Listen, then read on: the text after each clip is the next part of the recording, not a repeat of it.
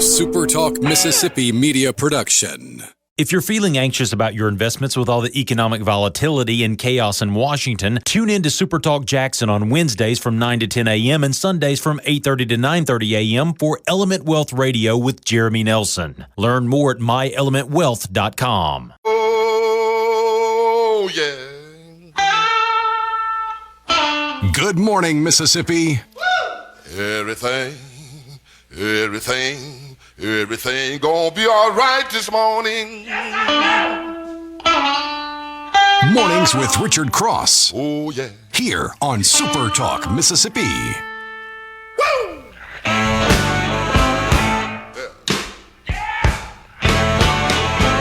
Now, when I was a young boy, at the age of 5, my mother said I was gonna be the greatest man alive. But now I'm a man. Good morning. Welcome. It's Tuesday morning, September 9th. This is Mornings with Richard Cross on SuperTalk Mississippi. Glad to have you along as you start your day. What appears to be a gorgeous day coming up across the entire state of Mississippi. Backdrop's a little bit different this morning as we are on the road today for MRC. We are at the Sheraton Hotel and Conference Center at the Refuge in Flowood, Mississippi for the second annual Mississippi Women's Summit hosted by Attorney General Lynn Fitch. First event was in Oxford last year. They have moved it to just outside the capital city, and as I was walking in this morning, well, first of all, Lance, I'm fired up. There is a significant breakfast line. Yeah. That is there's nobody in line yet. They've just got out all of the chafing dishes, the big silver dishes got with the the lid heater that folds under over. It is. I am anxious to see what is out on those tables when they come out. I was fired up to see the coffee when I walked in the door. They had the big coffee station out. It's going to be a great day. And this was a very successful event in year one, and it is bigger. The ballroom is set up here at the Sheraton for a big day, a day focusing on women in the state of Mississippi, women in business, women in politics, women that have been incredibly successful and are encouraging others to do the exact same thing. So we've got a lot going on this morning, a lot of guests that are going to be joining us to talk about all of the different things that they're going to visit on today, some of the agenda items, some of the accomplishments that are happening, and really a cool day to get to a lot of different things. Good morning to you, my friend. Good morning. Well, it'll be nice and 88 degrees around here today in the central area. Y'all have a beautiful day. It sounds like a golf day almost. Yeah, it'd be nice. I mean, there is a golf course, Yeah. I don't know, it's 100 yards from where I sit right now. Can't see it yet. Sun will be peeking over the horizon just in a little bit and kind of looking out over the water at the Refuge. Great spot here. Yeah, my I don't nephew know loves if that that's course. in the cards today. Yeah, it's fun. Yeah. I've never played it, but it looks beautiful. I've had a few cervezas up there on the top level, and it's a beautiful place. The pool is amazing, too, Yeah, time of year. I think there's a lazy river A out little there. lazy river and everything. It's high end, man. It looks great. Like I said, I hope you get to play a little golf today. It looks like a perfect day for it. I'm not sure that that's in the cards, but who knows? Maybe we can do a little wishful thinking and make it happen. It is going to be nice across the state. Abundant sunshine today in Tupelo with a high of 87 degrees. Light winds out of the east and southeast at 5 to 10 miles an hour. May not get quite the cool breeze that you had yesterday, but it'll be a little breezy. Greenville, a few clouds from time to time. Otherwise, high around 90. Winds light and variable there. Old D-Lo, generally sunny despite a few afternoon clouds with a high of 88 degrees today. Winds out of the east at 5 to 10 miles per hour. I can never, ever see D-Lo without thinking about the sign that directs me to the D-Lo Water Park as I'm on the way to Hattiesburg. You ever been there? Yeah, all my family's from McGee, and we hunt with a lot of folks from Mendenhall and Star, Johns, all that area. So, yeah, that's kind of, growing up, that was the neck of the woods I was most familiar with. So I know D-Lo very well. You don't have to go all the way to D-Lo, though, for a water park when you've got the lazy river right outside the doors here at the Sheraton at the Refuge. Gaucher, sunshine and mixed clouds, stray shower or thunderstorm possible for you, 87 degrees with winds out of the east-northeast at 10 to 15 miles per hour. We've really gotten spoiled the first 2 weeks of the football season. It's been almost unseasonably, I don't want to say cool, but very, very pleasant. Going to be a little bit warmer, but not too bad. You've got evening kickoffs in Oxford and Starkville and Hattiesburg this weekend, with Ole Miss hosting Arkansas coming up this Saturday night with a 6 o'clock kickoff. As it stands right now, the high on Saturday is 94. So maybe a little warm in the Grove, but it'll be cooling off by the time that kickoff rolls around. I think last I looked for Starkville, that's where I'm going to be on Saturday night for the Mississippi State game against Alcorn State. And let's see, Starkville, high of 93 on Saturday. It's going to be sunny and should be a great weekend coming up for football. I know it's only Tuesday, but we can't help but kind of look ahead to the football weekend. It's where a lot of minds are this time of year. Colonel Harlan Sanders was born on this day in 1890, and we probably should just say thank you. Extra crispy, please. He makes a mean chicken. American businessman, the founder of KFC. Coleslaw, way underrated. Definitely. Mashed potatoes, too. I always like taters and gravy. Taters and gravy, very good. There have certainly been competitors that have come along, but the original has been pretty good. I said extra crispy. I'll eat it, but generally I would just get the regular. I'm a much bigger fan of really crispy chicken. That's me, though. Some people like it any other way, but I like it like Mamaw fried it in the cast iron skillet. Break a tooth almost. 1941, the great Otis Redding, American soul singer, was born. I guess his most famous song, Sitting on the Dock of the Bay. Hard to argue with, right? I can't disagree with that. Hugh Grant, born on this day in 1960. I'm sure he's capable of much more, but a guy that is known for the rom-com. British actor, Notting Hill, Love Actually, and lots of others. He's had a great resurgence in his career, too, in the last, say, 5-10 years. Done a lot of smaller parts, but extremely well played. Comedic somewhat, but he could play like a gangster, and he just has that that humor to him, and that kind of still the boyish quality, even though he's probably like 70 now. But yeah, I've been impressed with his late work. Wait, Hugh does that Grant? math add up? 70? No, he can't be 70. I'm just saying 60, he's 65. Yeah, I'm saying he's getting up there though, and he looks great. He's done a great job resurging his career though too, and roles that have been perfectly cast for him. Yeah, British Bridget Jones. Can't talk there. Bridget Jones' Diary. Forgot that he played Wonka in. Well, the movie was Wonka. He played Willy Wonka in that. That was a little creepier, though, right? Yeah. The whole Wonka stuff is creepy a little bit. It's supposed to be. Yeah. It's kind of Tim Burton-y, Yeah, I suppose. Adam Sandler, born on this day, 1966. So many movies that he has been part of, along with being a musical genius. Happy Gilmore, Uncut Gems.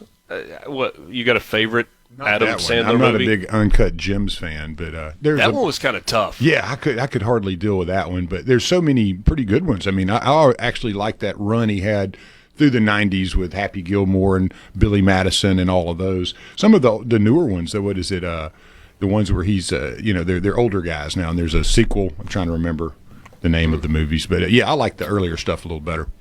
Okay. So Adam Sandler, born in 1966. Michael Bublé, born in 1975. There's some musicians, they need a guitar, they need a piano, they need an orchestra behind them. I guess at times he's had all of those things, but just give the man a microphone, that Canadian singer and songwriter can make it happen. Michael Bublé, born in 1975. Some things that happened on this day, September 9th. Well, it was significant in 1776. It was the day that we officially became the United States of America. Congress renaming the country from the United Colonies to the United States of America. USA has a little better ring to it than UC. The United Colonies. What are you going to do? You're at the Olympics and you're going to start shouting, UC. Like That Czechoslovakia doesn't work. or something. Like USA works way better. California became the 31st state admitted to the Union. That happened in 1850.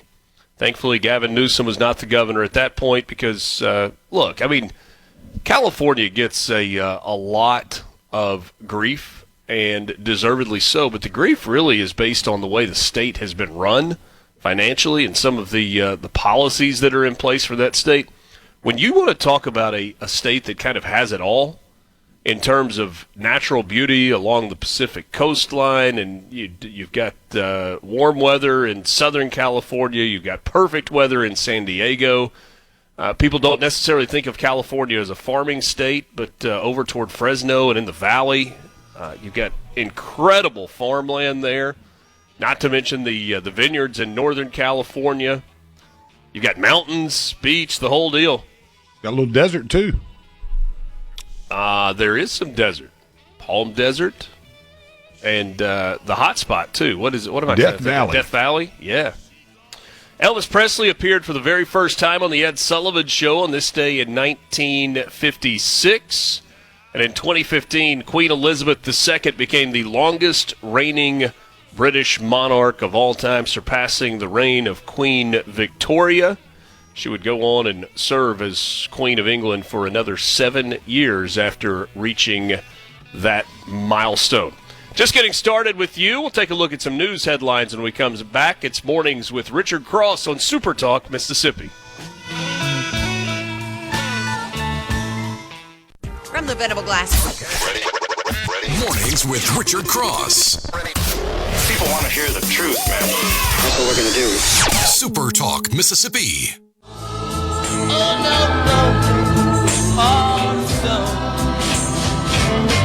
What's different about us? I don't really know.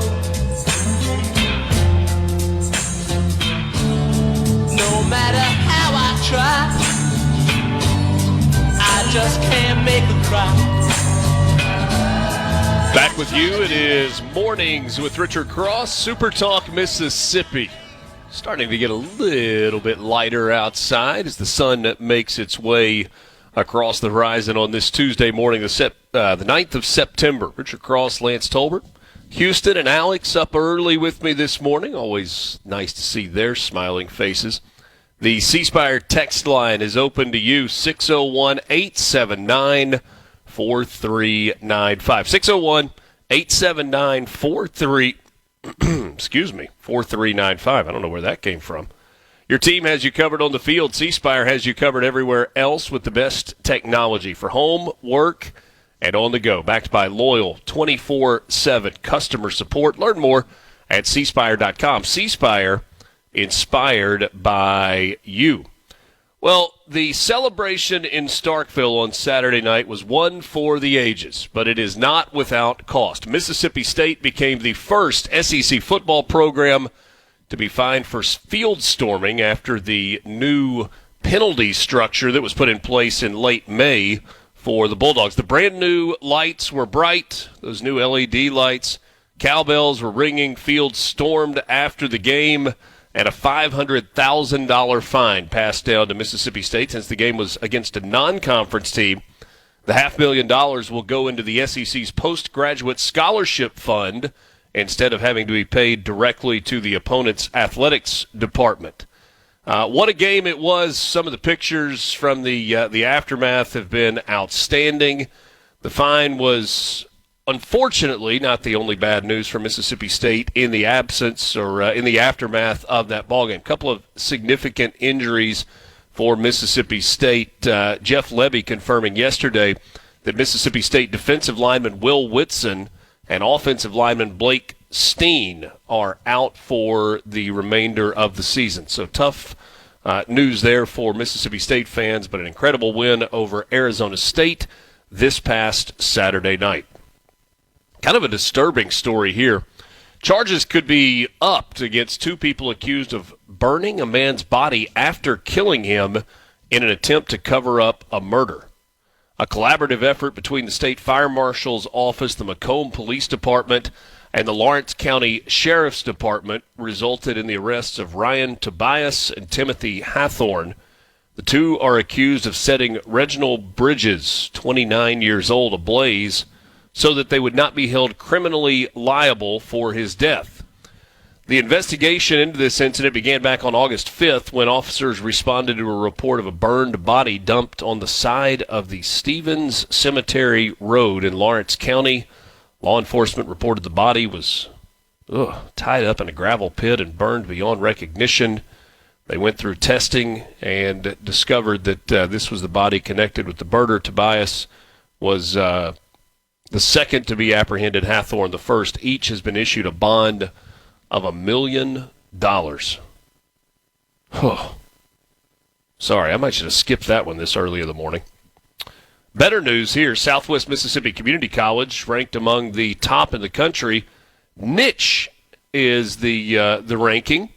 Top community college in the state of Mississippi. The Education Ranking and Review site placed SMCC at number 6 on its list of 2026 best community colleges. Gave the two-year school in Summit an overall A- grade. Aspects that were taken into consideration: academics, cost, student life, student and alumni reviews, and public safety as well. In a statement from the school, it said this is not the first time that Southwest Mississippi Community College has achieved this distinction. Our college has been recognized multiple times for excellence at both the state and national levels. These repeated honors reflect SMCC's ongoing commitment to providing high-quality, affordable education. They were the only school in the state that cracked Niche's top 25. East Mississippi was at 29. Mississippi Gulf Coast Community College was ranked at number 49. The number one school in the country, number one community college in the country, Foothill College in Los Altos Hills, California. Okay. Okay. If you would prefer to live in Los Altos Hills than Summit, Mississippi, maybe that does something for you. Crazy story out of Horn Lake.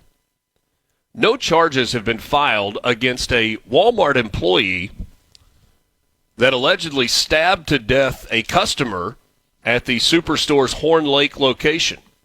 This past Sunday, 10:35 p.m., officers were called to Walmart in Horn Lake in response to someone being stabbed inside the facility. Upon arrival, law enforcement found Ladarius Clayton, 27 years old, in one of the aisles, suffering from an apparent laceration to his abdomen. He was rushed to Baptist DeSoto, but succumbed to his injuries. While at the scene, investigators spoke with witnesses, and they reviewed surveillance footage of the incident. Police report that the video showed Clayton entering Walmart, walking directly down one of the main aisles until observing a certain employee, and then starting a physical altercation with the store worker. During the altercation, Clayton was stabbed in the abdomen, and he fell to the ground.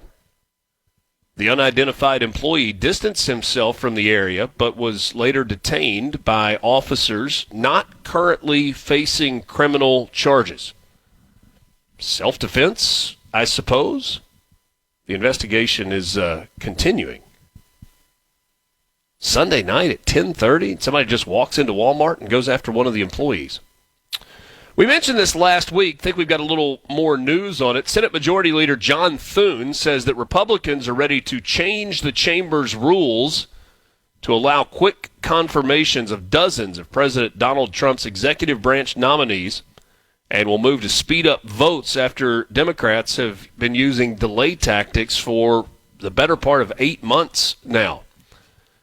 Opening the Senate yesterday, Thune said Democrats' obstruction is unsustainable and said Republicans will begin action this week to allow votes on groups of lower-level executive branch nominees if a majority of the Senate agrees. Currently, one senator's objection can force days of debate and vote on a single nominee.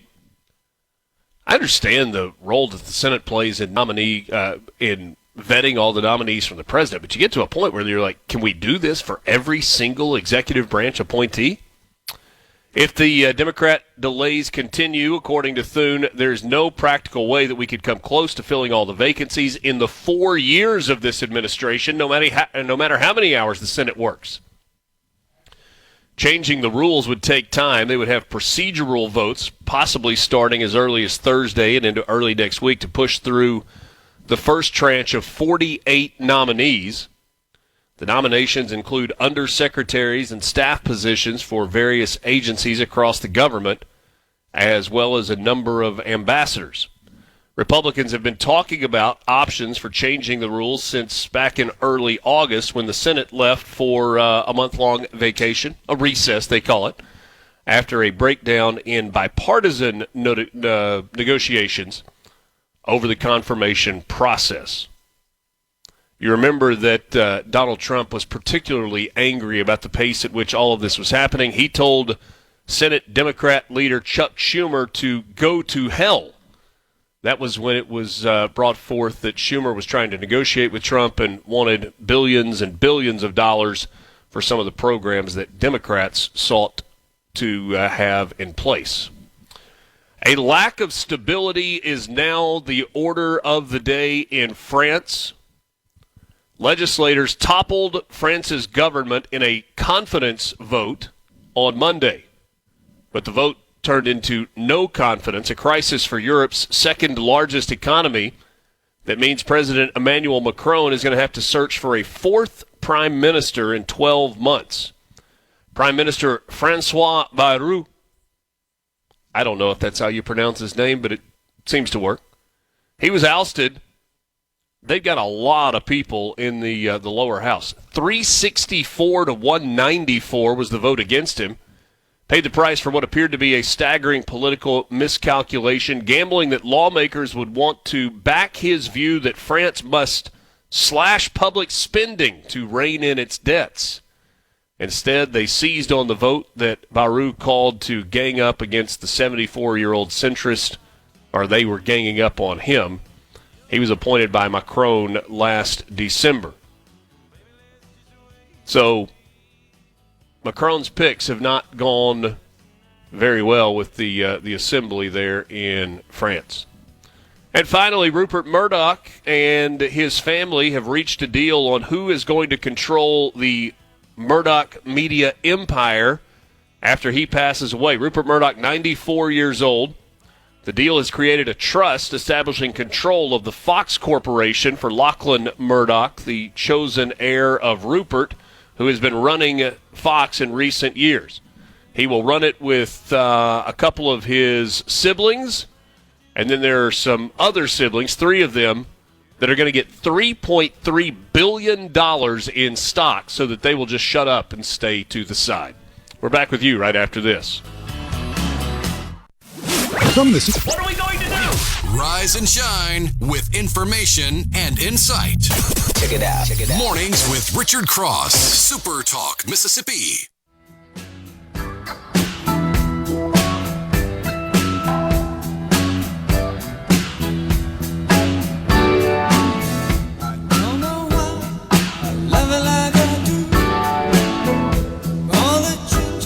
We'll get to some sports headlines in a minute, but we got to touch on this story out of Charlotte, North Carolina.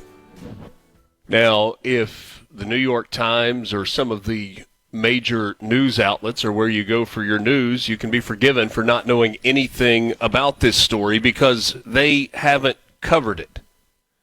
I don't know if it doesn't fit the agenda, if it doesn't fit the profile for a newsworthy story. We're talking about the murder of the young Ukrainian refugee Irina Zarutska. She was on the Charlotte Metro last month, and to me that might be the first sign that there's a problem here. This is something that happened last month, not this past weekend, and it just hasn't generated headlines. It's basically been swept under the rug for a couple of weeks now. You probably have seen a portion of the video where this young blonde woman sits down on the light rail train in Charlotte in front of another passenger, a black man who sits there and behind her, kind of shuffles in his seat, reaches into his pocket, pulls out a knife. You can see him opening the knife, stand up, and then he raises his arm, and that's where the video cuts out. And there has not been outrage to this point. There has not been story after story after story in print and online with this level of anger. You have not seen protests, violent or otherwise, for this young woman. I wonder why. Kash Patel and Sean Duffy, the transportation secretary, say that the case is under federal investigation and has been from day one, and hinted that new developments could be released soon. Stay tuned, Sean Duffy added in a social media post on X. He also took to social media to announce that the agency is launching an investigation of its own into how the Charlotte transit system failed to protect Irina Zarutsky. His announcement tied to a message from President Trump and his zero-tolerance policy that seems to be evolving regarding crime in the United States. Duffy said on X, if mayors can't keep their trains and buses safe, they don't deserve taxpayers' money. I've seen the horrific video of a beautiful young Ukrainian refugee who came to America to escape the vicious war in Ukraine and was innocently riding the metro in Charlotte, where she was brutally ambushed by a mentally deranged lunatic. The perpetrator was a well-known career criminal who had been previously arrested and released on cashless bail in January, a total of 14 times. What was he doing? Riding the train, walking the streets? Criminals like this need to be locked up. The issue is not that this career criminal committed a heinous act. The issue is the situation that exists in many cities across the United States. And that is, you have police departments that are somewhat soft on crime, though I'm not convinced that police departments are the biggest issue, not at least with the rank and file officers who are doing their job to try to keep us safe on a daily basis. Now, in terms of leadership, chief of police positions in many of these blue cities across the country, you have police chiefs that are soft on crime. But the bigger issue is in district attorneys' offices, in prosecutorial settings, and in sentences or lack thereof that are handed down by judges that have been appointed politically and are letting people go. You're arrested, your bond is set, you're allowed to pay a cashless bond, and then you move on about your day. And you've got story after story where you have perpetrators committing crimes and immediately being released back in the street, where I know this is a shock to you, they go out and they commit more crimes instead of sitting in jail cells and rotting where they deserve to be. And this is the most recent story of one that is coming back to bite that particular segment of the justice system. And unfortunately, this young woman in the process lost her life. And oh, by the way, what about the other two passengers? Or the other passengers, period, that were sitting on the train? Were they just asleep? Did they not see this man? Or are they haunted by they were sitting the there story of Daniel Penny? Looking at their phone, both of them. You don't recognize that this guy is slaughtering a young woman with a knife for no reason at all, no apparent reason at all? Are people so shaken by the harrowing story of Daniel Penny, who came to the rescue of someone in need and was then dragged through the justice system in a months-long trial that ultimately, thank the Lord, saw him receive his freedom? But you're better off as a onlooker to watch a heinous crime commit instead of fight back and try and help someone? Try to neutralize a criminal? I guess that's what we've been told. A horrific story out of Charlotte. Yesterday brought to the end the first week of the NFL season. It's time for your sports headlines, brought to you by Pearl River Resort. Find them online at pearlriverresort.com, but do yourself a solid and do more than just find them online. Visit them in person, whether it's at the Golden Moon or the Silver Strike. When it's in season, Geyser Falls Water Park, Dancing Rabbit Golf Course, some of the great restaurants. It's all available to you at Pearl River Resort. And don't forget about the sports book inside the Golden Moon Casino. Check them out online, pearlriverresort.com. Pearl River Resort, right outside of Philadelphia in Choctaw, Mississippi. Monday Night Football was fantastic last night. Vikings coming from behind with 21 fourth-quarter points to win 27-24. J.J. McCarthy making his first start for the Vikings after an injury that kept him out all of his rookie season. Man, it was a struggle for him for much of that game. But he came to life in the second half, late in the third quarter, and throughout the fourth quarter. 13 of 20 for 143 yards. Pretty pedestrian numbers there, but he threw 2 touchdown passes, and he also rushed for a touchdown as the Vikings came from behind and left the Bears and their fans shell-shocked inside Soldier Field. The SEC, Southeastern Conference, has announced its slate of TV games for September the 20th. We knew generally when those games were going to happen, but now we have specific times. Here they are. Arkansas and Middle Tennessee will play at 11 o'clock Central, UAB and Tennessee at 11:45. Big one in Norman, Oklahoma, with Auburn traveling to OU for a 2:30 kickoff in a highly anticipated game. Ole Miss will host the Tulane Green Wave on that day, the 20th of September. They've got a 2:30 kickoff on a game that will be televised on ESPN.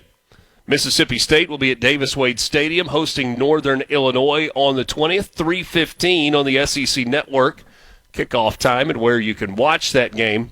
Then that night you've got South Carolina at Missouri, Florida at Miami, Georgia State at Vanderbilt, Southeastern Louisiana at LSU, and Sam Houston is in Austin to take on the Texas Longhorns. So those are not the games for this weekend, but rather next weekend. Mark your calendars accordingly. And finally, the SEC announced yesterday its Players of the Week for Week 2 of the college football season. The Offensive Player of the Week was John Mateer, the quarterback for Oklahoma, who led number 18 Oklahoma to a 24-13 win over number 15 Michigan. Defensive Player of the Week had a pair of them. Nick Rinaldi, a linebacker from Vanderbilt, and Mississippi State's linebacker Nick Mitchell, who had the big hit in the hole on 3rd and goal for Arizona State that forced them into a field goal, setting the stage for Mississippi State in that comeback victory. Mitchell led the team with 9 tackles. His biggest stop came with less than 2 minutes remaining when he hit Kanye Udo in the hole, causing him to change direction and allowing his teammates to finish off the play. Set up Mississippi State's final drive, 58 yards and a touchdown. Actually, it was a 75-yard drive, a 58-yard touchdown pass from Blake Shapen to lead Mississippi State to the come-from-behind victory. Lucas Carnero, co-SEC Special Teams Player of the Week, place kicker for Ole Miss, counted for 12 points. He was 3 of 4 kicking field goals, including a 36-yarder with just a minute 10 left in the game to make it a 2-score game. Gave the Rebels a 10-point lead. His long was 43. He is 9 of 10 in his career from 40 to 49 yards. All 7 of his kickoffs were touchbacks, and he was perfect on his extra point tries as well. Albert Reese, right tackle, Mississippi State, named co-offensive lineman of the week, started at right tackle due to injuries, shuffling things around on the line. He started at left tackle the week before. 66 snaps graded out highly for Mississippi State. So those are your SEC Players of the Week. Quick lottery update for you and our first guest when we come back. Mornings with Richard Cross, Super Talk Mississippi. Thanks for being with us on this Tuesday. From the Venable. How's it going, man? The news you need. Every 10, 15 minutes, there's something. The talk you love. They really talk about the things that matter. I'm into all that stuff. Mornings with Richard Cross, Super Talk Mississippi. she always knows her place. She's got style, she's got grace, she's a winner. Welcome back. Mornings with Richard Cross, Super Talk, Mississippi. Thanks for joining us. Glad to be with you on this Tuesday. Sun coming up over the Sheraton Refuge and Conference Center in Flowood. Give you a quick Mississippi Lottery update brought to you by the Mississippi Lottery. Find them online at mslottery.com. If you got used to seeing the Powerball jackpot jump like $300 million at a time, this is probably bad news for you. It jumped $3 million after there was no winner on Monday night. So the jackpot now is at $33 million, a far cry from the $1.8 billion that was won on Saturday night, with an estimated cash value of $15.2 million. Next Mega Millions drawing is tonight. Jackpot up to $358 million, with $164.5 million as the estimated cash value. Find all those numbers online at mslottery.com. First guest this morning, she's hitting leadoff. Carla Dunaway joins us. She's a partner at Dunaway Williams, an architectural firm here in Jackson. Good morning to you. Thanks for getting up early with us. Uh-oh. Hold on. Which one? There we go. How about that one? Is that better? A little better. There we go. That's my fault, not your fault. So we could blame it on Houston, but we're not going to do that. So the second annual Women's Summit this year in Jackson, hosted by the Attorney General, highlighting successful women in business, women in politics, women that are doing incredible things. And you, a partner at your architecture firm, and architecture is one of my favorite things. I'm probably not very good at it, but when did that become like this is what you want to do? So, growing up, my dad always drew houses for people. He has a drafting background, even though he was in industrial design. So I watched him do that, and that's kind of where I first fell in love with architecture. The older I got into art and different things that kind of fed my soul in that way. And eventually my mom went, I think you're supposed to be an architect. I have a very successful mom. She was a town doctor and all of those things. And so she was really an inspiration to kind of trudge my own path, shall we say. And so when the time came, I knew I wanted to own my own business. I'd watched her do it for many years, and so it just kind of felt like the natural thing to do. It's an incredible thing to be in that spot where you're the one that gets to make the call, right? You and I guess your business partner in that. But in terms of building a business, especially when you kind of start from scratch, what's the biggest challenge that you face? Because goodness knows the list of those challenges can be long. It can be long. Our particular challenge was we were ready to form our company, and my business partner and I have backgrounds in medical architecture. Okay. And we opened our firm February 1 of 2020. Oh, great timing. Fantastic. Because a month later, do you know what happened? We got to go home because they closed my daycare. Oh, goodness. So, but we were very fortunate that we had some great clients. We had two clients in particular that just said, we're going to move forward. And we helped walk them through that process during a really scary time. And they both have really beautiful buildings because of it. One is the Bienville Orthopedic Surgery Center in the coast, and the other one is the Town Center at Lost Rabbit here in Madison. When you are going down the path in architecture, what is it that pulls you to either commercial work or residential work? Our clients, Right.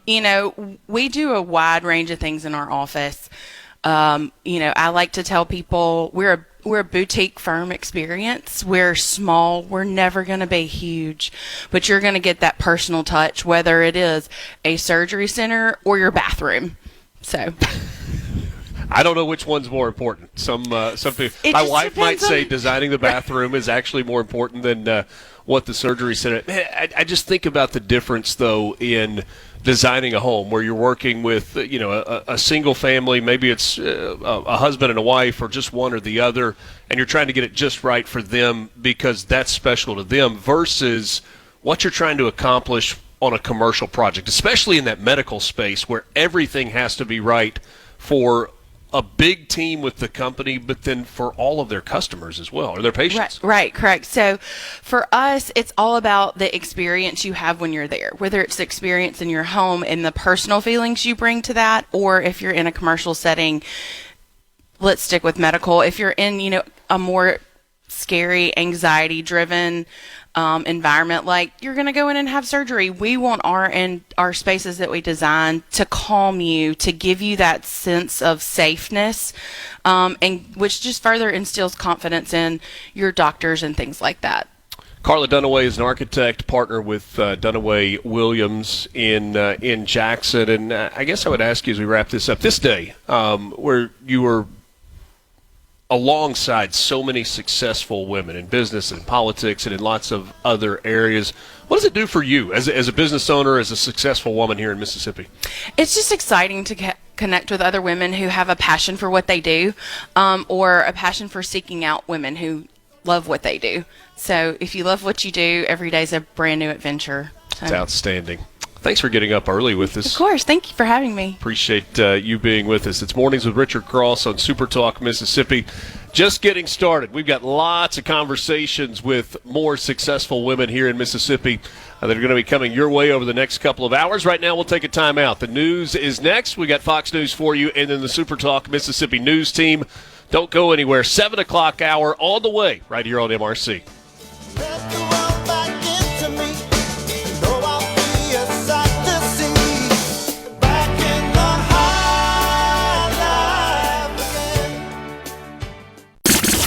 The views and opinions expressed by the hosts, guests, and callers on this show are not the opinions of TeleSouth Communications, its management, or advertisers.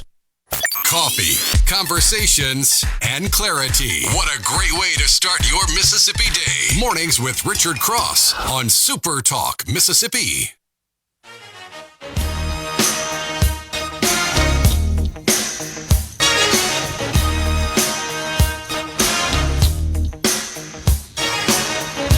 Welcome back. Mornings with Richard Cross, 7 o'clock hour. Thank you for spending part of the start of your day with us. Glad to have you along for the ride. This hour of the show brought to you by MWG Employer Services. Running a business is tough, and if you're struggling with HR, benefits, and payroll, you're not alone. That's where MWG Employer Services comes in. They can provide a full range of employer services, plus a custom plan that fits you. Give them a call today, 601-206-7966, or go to mwgemployerservices.com. We are coming to you from the second annual Women's Summit, highlighting, showcasing, sharing stories about successful women in Mississippi. It's an event that is hosted by Attorney General Lynn Fitch. And my next guest, I'm excited about this because we're going to get to learn about building a company from the ground up that didn't necessarily start as a company that was going to be as successful as it has been.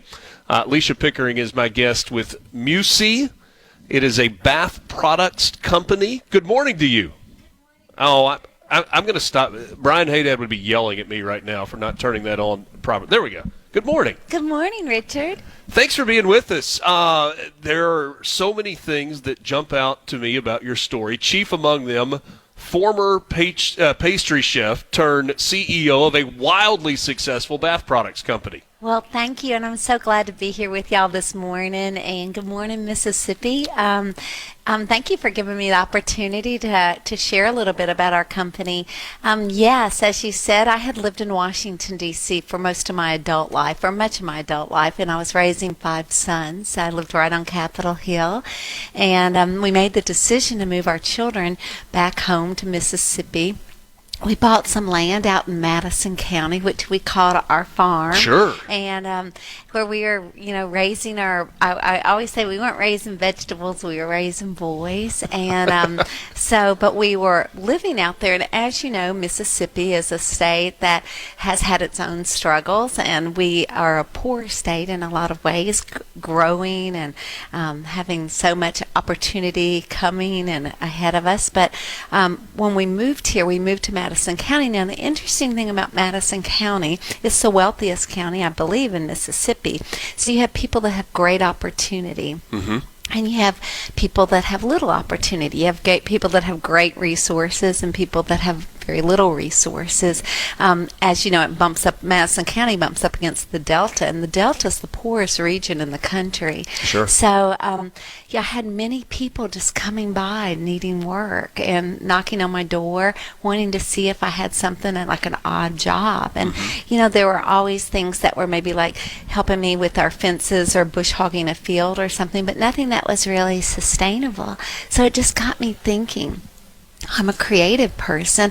What is it I could do, perhaps create, that would maybe give, I could teach somebody and maybe provide a little income. I wasn't thinking about creating a company. I don't have a business background, but I am creative. And I also do think we're here to to care for our community. So I just started thinking, what is it? Maybe I could come up with an idea. And I think a lot of times you create around things you love yourself. And since I was a little girl, I love to take baths. I think baths are one of the most nurturing things you can do for yourself. It's funny you say that, because my next question was going to be, are you a bath girl? And what I mean by that is that some people are, some people are not. I'm not a bath guy. I'm a shower guy. Yeah. But my wife, it's like that's her time. Yeah. And we renovated a house not too long ago, and she said, I want my splurge to be the bathtub. She's like, it has to be, the back angle has to be just right, and it's got to be the right depth and all of these things. But that is her time. We've got 3 kids. She's a business owner, and that's the time where she kind of unplugs just for a few minutes. Am I like overstating that when I say bath time is almost like this sacred, relaxing time? No, you're not. Your wife is a very smart woman. She is far smarter than I am. And you're a wise man to recognize that. But baths are something that's really nurturing. And I think that, when I was a little girl, my mom, if I was ever upset, she would say, you either need a nap or a bath. And those are 2 rituals, practices I still do today. But, the interesting thing is for women, oftentimes, especially if you have small children, you don't get a break. In the bath time, going in and like removing yourself and being in a warm bath, it's like a warm cocoon wrapping around you. It helps you decompress. It helps you de-stress. And scientifically, it helps you sleep better. So you said you're a shower guy. Now, we make shower products, but there are many men that also take baths because it's a time to really relax and reflect, and it cools your core, so it helps you sleep better. So bath takers, I take a bath every night before I go to bed, and now I almost can't sleep if I don't do that. Yeah, that's kind of her routine as well. So you go from this, I want to help people, is there an idea, to a company, what was I reading here? Partner with stores in all 50 states, 3,000 partner stores. There's something that happened between, maybe this is an idea, and you've got 3,000 partner stores across the country. Well, the funny thing is when I first started doing it, I just pulled my KitchenAids out in the kitchen, and I wanted it to be something that was healthy, that it was something that was good for a woman. It would soften and moisturize your skin. It would create aromatherapy, which helps you relax. So I just started reading about different essential oils and natural oils and ingredients that do that. Yeah. And because I had the background as a pastry chef, I just started mixing things together, and literally we were doing it in my kitchen, and my kitchen island, I remember I didn't even have any molds to make the balls, so I had chocolate molds that I used for pastries. They are like little French rabbits, so my first bath bombs are little rabbits lined up along. But what happened is we just really first started at the farmers market. I had helped start a farmers market up in Madison County, and we were just selling them at a farmer's market. We got a small following of people, and then the farmer's market season, when it ended, I had hired 2 people that now still needed employment. So I just started thinking, what's the next step? And that's often how it is in small business. Like, you don't exactly know maybe where you're going, but like, what's the next thing? So we ended up going to the International Gift Market, which is in Atlanta. Now, one thing about me is I can be a bit naive, but I am a risk taker, so I didn't know what I didn't know. So I just went up and set up a booth at this huge market. It's thousands of vendors and thousands of people coming, and started telling them about what we were doing. Not only what we were doing, but why we were doing it was to love and care for our community and the people in it, and to create opportunity. And it really just grew from there. And actually now, We've worked with over 8,000 stores around not only the country but around the world. Wow. And so that's been really exciting because it certainly isn't where we started. And hopefully it's not going to be where we end up. We want to keep going. So when you first entered this space, you're doing it because you think this is something that can help people. It's something that you're interested in. Did you have any idea how crowded the space was that you were entering from a competition standpoint when you first started? Well, we first started with bath bombs, and it really wasn't that crowded space in the wholesale market. In fact, when we went to the international gift market, we were really essentially the only ones selling bath bombs. I'm assuming it's gotten more crowded since. It has, but then the interesting thing is a lot of times when something becomes popular, a lot of people jump in, and then as you grow and get better, and if you become the more excellent, you become the people that people begin to fall off. So initially we were the only ones, and then it got very crowded. And then also what we did, and then now like we're one of the leaders in this area. But another thing, we started just making bath bombs, and as the field got crowded, I think any small company has to learn to pivot. Sure. And it's like I began to say, I don't want to just be a bath bomb company. I want to be the best bath company in the country. So you start looking at other things that you can maybe produce that is in that field. Like you mentioned that you're a shower taker. We weren't doing anything for showers, so we said let's start doing shower steamers, because not everybody, you're right, is a bath taker.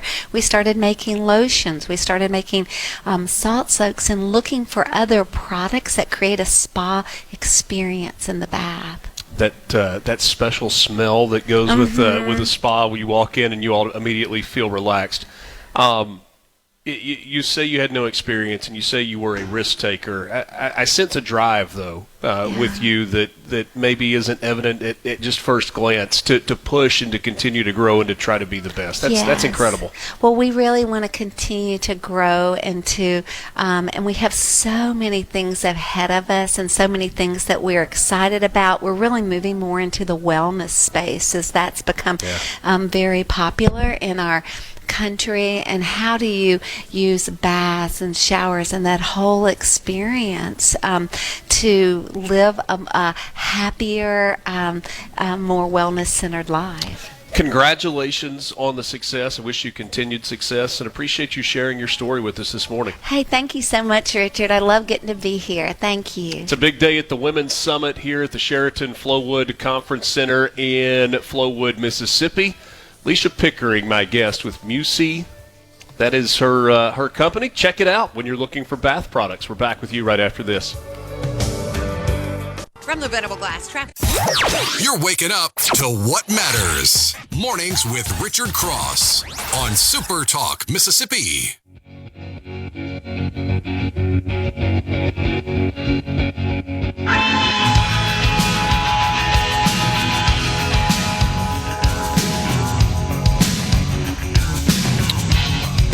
Welcome again. We are at the Women's Summit in Flowood at the Sheraton Hotel and Conference Center. Beautiful facility, beautiful day, and some great stories of success for women right here in the state of Mississippi in business, in politics, as Attorney General Lynn Fitch joins me this morning. Good morning to you. Always a pleasure to be with you. Good morning. Great to be here, too. Thank y'all for being here. Thank you for having us. So this is year 2, inaugural event yesterday, and when you start a new event, I'm assuming that there is some level of, is anybody going to come? Are they going to show up? How is this going to go? I was not here. I was not there last year when you had it in Oxford, but everything I heard was it was just an incredible success. And here we are, year 2. It has grown. People are excited about it. What a great event. Well, thank you. It's amazing. It is year 2, and Oxford was phenomenal as well. But we weren't sure. You're exactly right. We'll have 10 women, 100, and we had nearly 400 last year. So this year, again, it's so exciting, so empowering. We've got nearly 600 women here for this second event for the Women's Summit. It's very exciting. People are engaged, networking. amazing vendors. The speakers today will be incredible. And last night, wow, what an entertainment night. I'm sure it was. I think I should have come down a night early and just kind of been a fly on the wall to watch it all unfold. This is about lifting women up. It's about sharing success stories. And those numbers that you gave me, just to say 600 women, it also says to me that there was a need for an opportunity for collaboration, for networking, for inspirational stories, encouragement along the way. When you first said, hey, we need to do a women's summit, what was the goal? Well, that was exactly it. I had a vision that we should bring women together because, again, women don't do that historically. And it's so exciting and empowering when you bring women together and really talk about what's important to us. What's our journey look like? How do we get to know one another? Everything we always do, no matter what our careers are, it always goes back to your relationships and the people that you trust. This gives us an opportunity to establish so many more trust friendships, people all across the state. We want to give resources and tools so that women can continue to make such a powerful, positive impact in their communities. For a long time, I want to be careful how I phrase this. For a long time, there was a stigma, maybe, about women in power, women in business, women in positions of leadership. So many of those glass ceilings have been broken. So many of those doors have been knocked down. There's no question there are challenges that still exist. Is this the best climate, though, that has ever existed for women to be exceptional in everything that they do? Oh, absolutely. We've made just enormous strides. And so it's just very much receptive in whatever the career path might be, whatever women are doing across our state, across our country. And I think particularly in Mississippi, we've seen this incredible growth of women in different career opportunities, taking strong leadership positions, being ready to continue to break the barriers. And it's been very good. It's just been very empowering for all women. And again, if we look for our younger women who are looking to the older women, that's providing champions and mentorship, and that's exactly what we want to do for our younger women generations coming up. I think particularly about your position as Attorney General, it is an incredibly important position. It's a high-stress position, but I think about kind of the role that women in politics are playing and how that's changed. I was in Arkansas this past weekend and had a chance to meet the governor of Arkansas, an incredibly strong woman who is strong-willed and driven for her home state. You have been that for Mississippi in the positions in which you have served. Thank you. She is an amazing leader, a good friend, and she's doing just the awesome work there for the state of Arkansas. Thank you for that compliment. It is an honor. It's very humbling to be in a position to uplift people across Mississippi, but to particularly work on how we uplift women and families and children, and to look at ways to really enhance their lifestyles and what can we do in Mississippi. And we do so many wonderful things in Mississippi. We have such a great quality of life. And to be able to do work in the space that really affects our women has been extremely important for me. Visiting with Attorney General Lynn Fitch, it's Mornings with Richard Cross, SuperTalk, Mississippi. We are at the second annual Women's Summit. It's happening in Flowood today. You and I visited a number of times, and it's always been just kind of dive straight into, okay, what are the issues that you're focused on in your office? What are we doing to help children and all of the serious stuff? I want to know a little bit more about you. What drove you to the position you sit in now as Attorney General, to perhaps future positions of power in the state of Mississippi as well? How did you get from where you started to where you are today? Well, I'm a North Mississippi girl. You and I have talked about that. Yes, I'm ma'am. Originally from Holly Springs, Marshall County, and so proud to be from there. And I think where we grow up kind of makes us who we are, and that's the tapestry of our entire character and our integrity. And I'll always be so grateful that I had the opportunity to grow up there. But coming out of law school, my first job was at the Attorney General's office, and I loved every moment of being a special assistant attorney general. So for me to come back full circle, it's just an amazing experience. It's so humbling to walk in the door every day and go, wow, we get to serve the people of the state of Mississippi, which I learned so early on how significant and how beneficial and how important that is. And so I have an incredible team, and so every day we come to work and we go, who do we help? How do we make a difference across the state for all Mississippians? And so I think that's just such a successful accomplishment for the team, and it's so, again, important to lift up people across our state.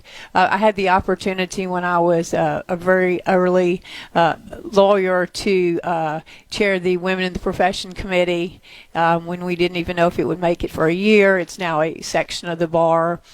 So just seeing the excitement, the empowerment, the engagement, the synergy for women to really move into those roles, to take a seat at the table, to be the leader in their different areas. That's been very important to me. I had an amazing mentor, Lieutenant Governor Evelyn Gandy, and she was a champion for a small group of us, and she would say every day, what are you going to do? How are you going to help people? Yeah. So that was an initial start for me. It's been important for me, though, to look at the big spectrum of our state on how do we help women. Equal pay. That was important for us to get that passed a few years ago, because it says to all women in our state, you are important, you are valued, you are a part of our workforce, and we want you here. So that's been great. That's now been in place for a number of, about 3 years now. But again, that said to women, you need to be here. You are you are a driving force of the state of Mississippi, and we truly are. Sure. 51% are women in our state. What is the balance? And we just visited with Leisha Pickering a second ago, and she pointed out multiple times that she had 5 sons. You are a mom as well. There is an extra challenge for those that choose to have families, that want to be mothers, that want to be a wife, that want to be part of the home and the household, but also want to succeed in other areas of their life. I'm fortunate. I have a strong wife who's a business owner and is a great mom and is all of those things. And somehow she balances it all. Whereas when I've got to go, I just kind of know that she's going to take care of anything. It's like, oh, I've got to go to Arkansas this weekend, and I've got to go to, wherever it is. She doesn't necessarily always have the luxury of just being able to do that. It has to be, she's got to make sure everything is taken care of in addition to the responsibilities that she has in running a business. How do you balance that? Well, I think there is, absolutely, you're right. It's the balance. And again, when you have the children to take care, your family is always your priority. Sure. That's certainly how it's been in my office, how it will continue to be. But you find that opportunity. You learn how to manage your time. You certainly call on your family and friends, because many times children are going different directions to make sure that they're getting to the right area that they need to be. But there is that balance. And I think the children appreciate seeing mothers in those roles as, whatever it might be, whether for me it's being an attorney, and I think that they see women and their moms doing both. Yeah, well, it's an incredible example that is there for young girls that are growing up, that they see, hey, I can do it all. I'm thankful for that. Is there a point? We're going to continue our conversation on the other side of the break with Attorney General Lynn Fitch as well. Is there a point where it stops being about, we need to be promoting women, we need to be looking at equal gap, and it's just, this is just the best person for the job? Well, it's always about the merit and the person being ready to be in that position. And I don't know if I asked what I was trying to get out well there. It's like, from my perspective, I don't look at you as, she's Attorney General Lynn Fitch. She is a woman. You're just the Attorney General. And I guess what I'm getting at is can we get to a point where it's not, oh, that's a woman-owned business. Like, that's just a successful business owner, period, that happens to be a woman. Absolutely.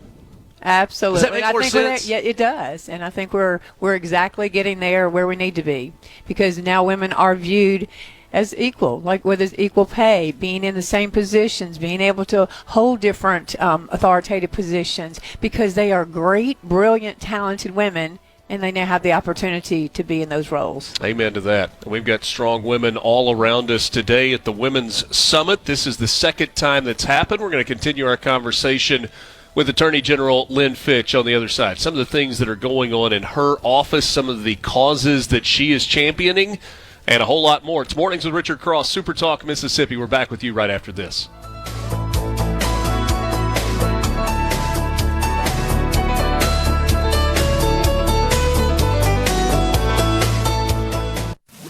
some of the This segment of Mornings with Richard Cross is brought to you by Covington County Hospital in Collins, where your health matters. When they ask where you heard it, you tell them. I know you heard it right here. Mornings with Richard Cross on Super Talk, Mississippi.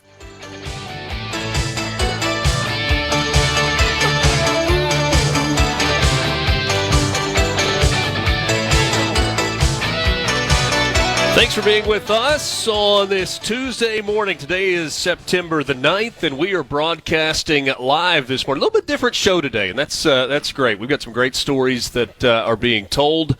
The second annual Women's Summit. I keep wanting to say Mississippi Women's Summit, but you've got women from primarily Mississippi, but other places as well, that are here today, including Shannon Bream from Fox News, who is going to be here. We're visiting with Attorney General Lynn Fitch. I was telling you during the break, I peeked in the ballroom when I came in. It looks fantastic.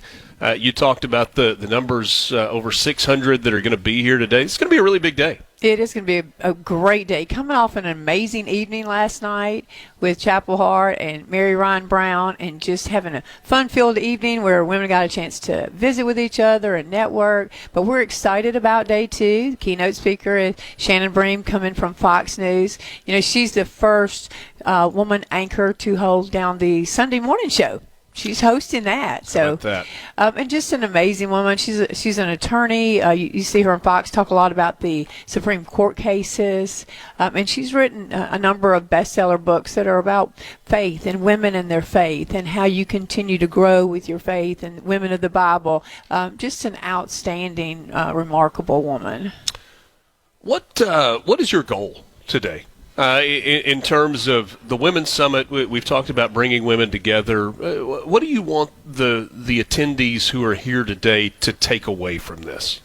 So the takeaways are always provide the women resources and tools that they can go back into their different areas of the state and feel like you have a lot of empowerment. We're working today and talking a lot about financial education for women and how important that is to have financial independence. Or if you want to start your own business, again, here's some thoughts. Here's how we've done it. Here's how we can help from amazing panelists. What it's like to run a big company. So when you get ready for that job, here's what you're going to be, moving into. The entrepreneurs, branding yourself. How do you market yourself? Historically, you don't see women having the opportunities to come to conferences like this to really, bring out their passion and to feel confident to go into their next level of whatever their stage of life might be in their career. Yeah, it's an incredible thing. I've got to ask you about your office, the Attorney General's office right now. Things never slow down, unfortunately. It would be nice if they did, but that never is the case. Where's your focus right now, your office's focus? Well, first and foremost, Rich, I have an amazing team. I mean, they're just doing work every day that is so impactful across our state. But we do with our partners. And the partnerships across the state make a tremendous difference, whether they are public or private, our faith-based partners. That really shows everybody being unified. So whatever the issue might be, everybody comes together and work on that. Certainly, we are working continue to be very diligent in the human trafficking space to eradicate human trafficking in our state. And again, with all of our partners who've done an incredible job to do that. We just came off a Guardian Force operation, and that was so important because we made 72 arrests statewide, rescued 29, and that says to those criminals and those pedophiles and those predators, well, you're not doing that in the state of Mississippi. Right. And then we're going to rescue those victims and help them try to get on a journey to hope and recovery and healing. And that had not been done in the past. So not only are we a very strong legal office, we're very compassionate. We have a huge component of that is law enforcement. But there are so many other areas. Again, how do we protect people in Mississippi? How do we protect our children? Certainly the online social media is an issue for all of us. People that have children, grandchildren, how do we protect them? So we're in the fight to do that, to make these social media companies responsible. There should be parental approval. There should be vetting. You shouldn't be able to just allow these children to get on these spaces. And then all the influx of horrific information that are given to them. Yeah. So we look at those areas. We look in the healthcare space. Again, if you're taking advantage of the people in the state of Mississippi, primarily like I'm in a big case. I'm leading on insulin. Well, 13%, 400,000 people in Mississippi have diabetes. They need insulin to live. Right. But they can't pay 1,000% more, Richard, than they did a decade ago. Sure. So they're not doing it. So they're using expired insulin. They're either not taking it. They're getting it from across the border in Canada. And so we see people sick, and we see them in our hospitals because they can't afford to purchase their insulin. So there's this huge wide array. So I don't know that there's anything in particular we're focusing on all these different moving parts. And I think that is what's so important about this office. We see everything that is affecting, and we're jumping in to be engaging and protect people in Mississippi. You mentioned trafficking, and I feel like trafficking is almost a catch-all term, but because I think we look at drug trafficking and we look at sex trafficking and human trafficking, which I guess can be kind of be one and the same, maybe not always. Are all of these trafficking things, though, closely tied together? I mean, do you see drug traffickers that are involved in sex trafficking in particular with young women? Do they seem to go hand in hand? Well, absolutely. Almost every rescue we do for a victim, there is some substance abuse because they're drug dealers too. So they make sure these victims are taking some type of drug to do all the horrific sex trafficking that they're doing day in and day out. Yeah. So yes, there's a huge component. There's a weapon component to that. We have a fentanyl strike force. We work with our partners. So when we see big drug rings coming through, we all come together with the strike force. And so, the other thing we're out doing is really educating people about fentanyl, Richard, because one pill can truly kill. Yeah. I talk to far too many parents, and it is just so sad to see that they lost a child or lost a family member. So we want people to be educated and to be a part of the solution. That's why I always talk about trafficking or the one pill can kill, because there is fentanyl out there. It is in our state and it's in our communities, but as we all stand very strong, we're saying in Mississippi, we're going to take care of our folks. With the fentanyl piece, I certainly applaud the efforts that are going on, and I feel like we're reading about a new seizure or a joint law enforcement effort with your office and local police department, sheriff's department, Department of Public Safety, all working together on this. And every time one of those seizures happens, I think, and that's incredible, and then I think about how little fentanyl it takes to kill someone, and I keep wondering, okay, is it making a difference? So from your perspective, if fentanyl trafficking, illegal shipments that are coming through Mississippi are slowing down, is the progress happening, and is there enough progress that it actually makes a difference, that it's actually saving lives? Oh, absolutely. We're seeing the results right now. We started the One Pill Can Kill campaign out on all the college campuses. We've been on community college campuses. But it's an education. How do you use Narcan? Mm-hmm. How do you use fentanyl test strips to determine if that particular pill has been laced with fentanyl? Because, as you said, it just takes a few granules and it can be lethal. Remember, it's 100 times stronger than morphine, 50 times stronger than heroin. So it's very highly addictive. So a few years ago, our last numbers, we lost over 200 Mississippians to fentanyl overdose. The numbers are significantly down this last year. Yeah. And the reason, one, the education. People now know how to use Narcan. It's more available. It's on our college campuses. It's in different areas. So people are using Narcan to save lives. And they're using the testing strips. And the education is powerful. I mean, talking about it, getting the message out, that really is very informative for people, and there's no reason not to use it. So we see the numbers coming down, and again, so yes, it's making a difference. We're making progress. That is certainly good news. Visiting with Attorney General Lynn Fitch, just a couple of minutes left at the second annual Women's Summit. I think about the goals that you were talking about this for this event. And in some cases, you've got younger women that are here who may find a mentor. If we go back for you, who did you look up to that was a woman that inspired you, maybe that became a mentor for you? Well, I was very, very blessed. There's an amazing woman who was a true trailblazer in the state of Mississippi, Lieutenant Governor Evelyn Gandy. She was the first woman to be elected to statewide office, and she was so gracious and so poised. And again, it was very compassionate. She was a strong leader, but at the same time, she understood you should always give of yourself. you should help those. You should lift those people up. So it gave me a very strong base. So she mentored to about a small group of about 12 young women attorneys. And, we'd meet quite regularly, and she'd say, where do you see yourself? What are you doing? How are you helping others? Where are you volunteering? So it was like the whole perspective. How did you answer that question when she asked it? Where do you see yourself? Well, it was like, okay, I see myself. I was at the Attorney General's office. And what are we doing? How are we moving forward? That's when the Women's Profession Committee came about, because we were all kind of the driving force, because she was the driver and said, I see this trend across the country, and we need to do this in Mississippi. And so, again, how impactful, because now, all these years later, we're a section of the bar for all women.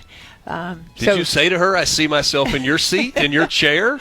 I did not. She was very encouraging. But, the thing about Governor Gandy, it didn't matter if it was political or not. She just said you should always be there for others. So no matter what your job is, look at those around you and do your job to the best and the fullest that you can do it, but always help others. And she was an incredible role model. She had gone to heaven by the time I got to office, but I'm sure she was looking down going, yay, it's about time. Still cheering you on. But here's an interesting little trivia. Her desk, I got at the treasurer's office. Really? From when she was the treasurer. How cool is that? Yeah. That's outstanding. Full circle. Attorney General Lynn Fitch, thanks as always for your time. Always enjoy the conversations.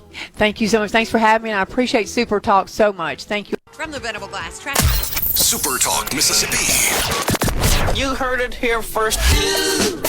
Mornings with Richard Cross. Here comes the news.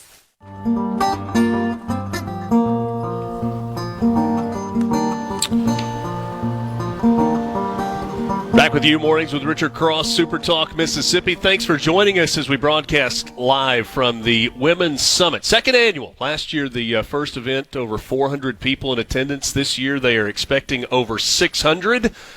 Appreciate the conversation with Attorney General Lynn Fitch just a moment ago. So from one successful woman to another successful woman, happy to introduce to you my dear friend, Elizabeth Randall, who started Randall Commercial Group years ago.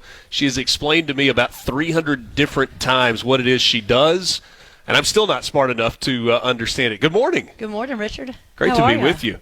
I'm thrilled to be here with you, my friend. So what a cool event. Last year, the first year, I know you were there in Oxford. The Attorney General kind of had this idea of bringing successful women together to create encouragement and mentorship opportunities and just kind of shared success stories. What do you anticipate today as one of the speakers? Well, last night was an incredible congregation of 600 women from all walks of life, all areas of our state, coming together to really learn about a lot of the topic today is financial independence, and that's a critical issue for women in our state. And I'm thrilled to be a part of that conversation and that narrative, and I'm very thankful that we've got an Attorney General who is focused on that topic. So I anticipate today a lot of women getting knowledge and education, making connections, and really thinking about how to go forward, thinking about their financial lives and leadership in a really inspired way. I've had the unique position of watching you grow your business and just so happy for your success. I'm curious how aware you have been. I am a woman leading this company. I am versus just I'm leading this company. And has that been something that has always driven you? Like, I have to be successful because I'm a woman in this role, or is it something altogether?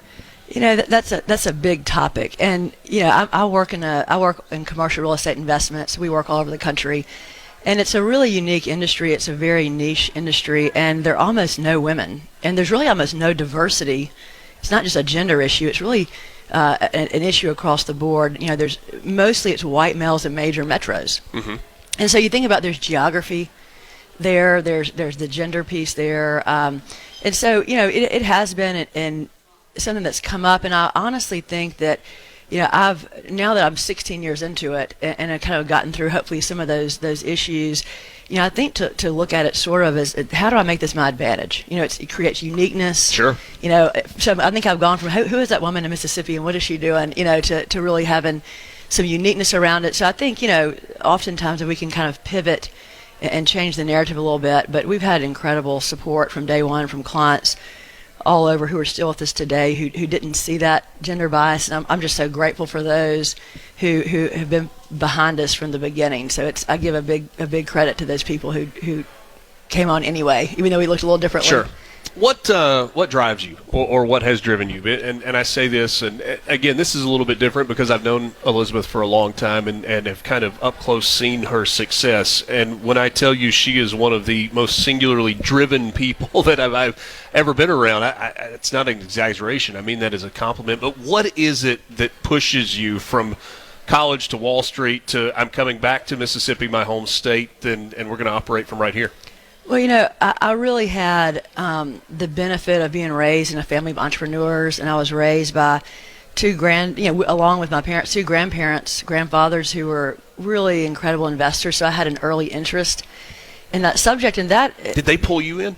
They really just pulled me in to the extent of not trying to influence me, but just giving me the opportunity to see what was going on, and it sparked an interest. And I'm driven because I love what we're doing. And I believe in what we're doing. We have a very unique business. So honestly, a lot of the drive is just how much fun we have meeting clients and companies and investors from every corner of the country. It's very intriguing. Every day is different. And so, I'm sort of fueled by the relationship side of this and getting to meet so many unique people doing wonderful things. We're helping them to build wealth and really getting to see what they're doing with it. I got a message from my wife while I was talking to you. She said, you should point out about Elizabeth and Mom of 5. And that's something that I asked Leisha when I was talking with her earlier, Leisha Pickering, who is a mother of 5 as well, about the juggling and balancing and making it all work, because your responsibilities at home don't start because you have a meeting or you have to travel. And I know Trace is an incredible partner in raising your 5 children, but it's hard. Well, Jane, thank you. She's a working entrepreneur, mother of 3. She is. So I tell you what, my respect is to all women who are working and all women, particularly single mothers, single parents. That's a lot. But I tell you what, in our family, we have so much support. My husband's a stay-at-home dad, so we have a little bit of a gender role reverse, particularly in the South. And so, it's with his support that I'm able to do this. My mother's here today. She is at our house 3 nights a week helping us. That's a huge piece. So, it really, the idea of it takes a village to make this work. That's certainly the case in our family. So I think a lot of it has just been the benefit of all the help. I appreciate you stopping by. Our time is too short this morning. One last thing. You're going to throw something at me. Any political aspirations for you in the future? No. Okay. No, other than just supporting people like our AG and all the work she's doing and getting behind the ones who are really making a difference and supporting there, and a lot of nonprofit work, but no political. Elizabeth Randall from Randall Commercial Group based in Oxford. We are at the Women's Summit, 8 o'clock hour coming up next. Your home. Check this out. Now, what can be offered to you? Mornings with Richard Cross. Information. Super Talk, Mississippi.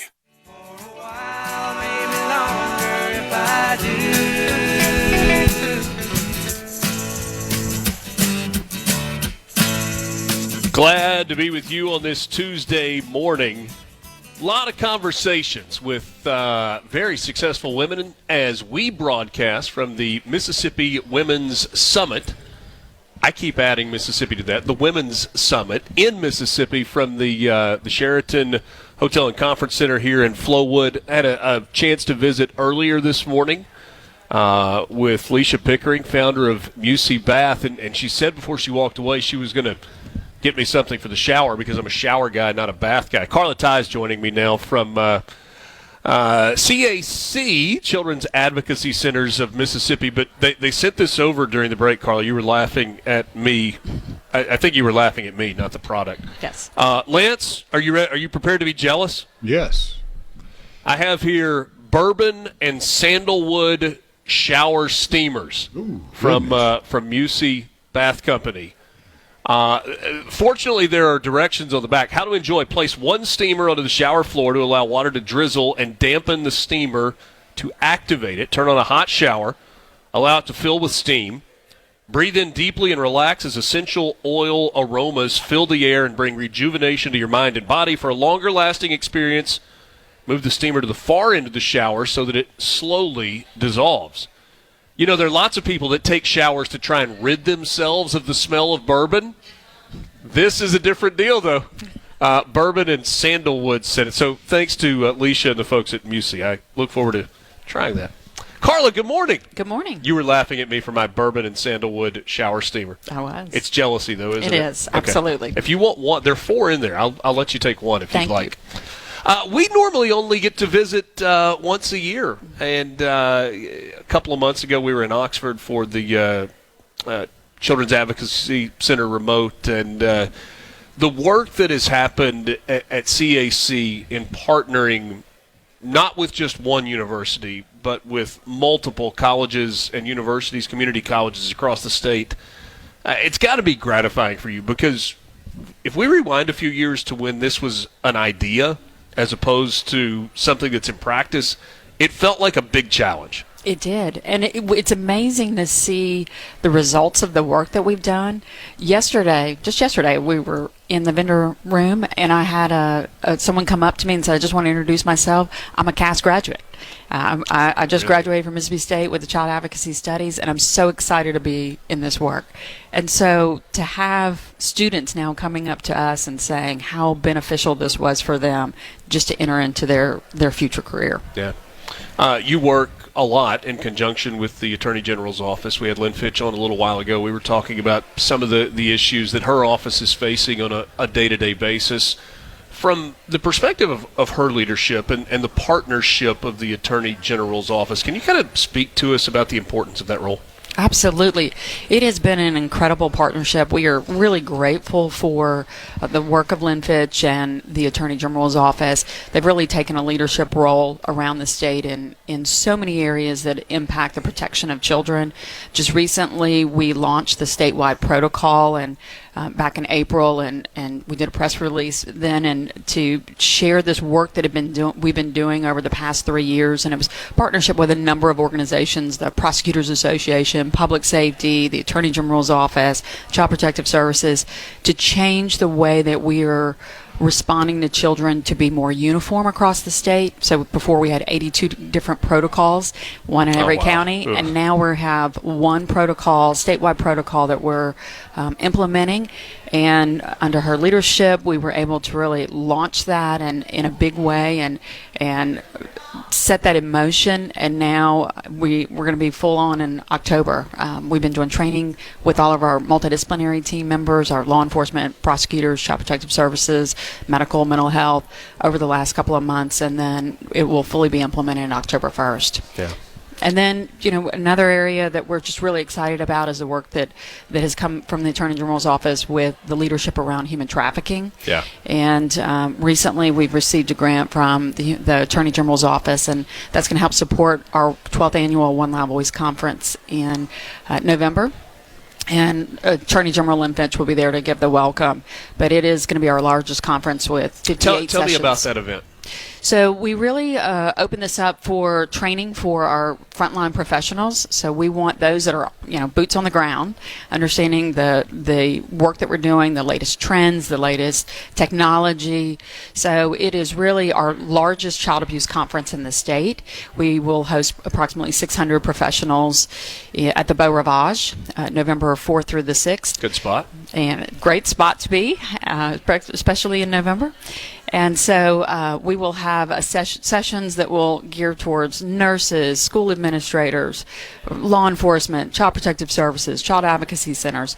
If you are in the field doing this work, it is really the front runner of the conferences to be able to gain the current knowledge. Mississippi specific or Southeast? Are you people coming in from other places, all over the country maybe? Obviously, the majority of our participants are from Mississippi, but last year we had individuals from 16 different states. Oh, wow. Wow. So we expect that to grow even more this year. Significant growth. Mm-hmm. As we've had these conversations, I've tried to kind of ask some questions that maybe get inside the mind of women, and that's not a joke at all. Like, I mean, in terms of what drives you, what was the point where you felt like you were genuinely making a difference?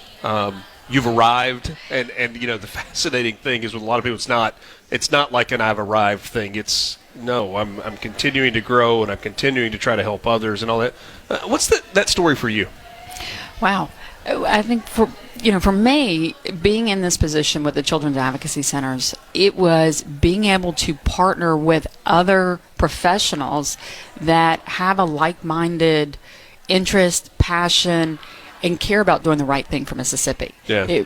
We've stayed in Mississippi, want to be a leader in Mississippi, and having partnerships like with Lynn Fitch and Andrea Sanders of the Child Protective Services and others, these great leaders in the state that are just doing amazing work, but they're doing it because they have such a passion for the protection of children. That's really what's been the driver for me. Yeah.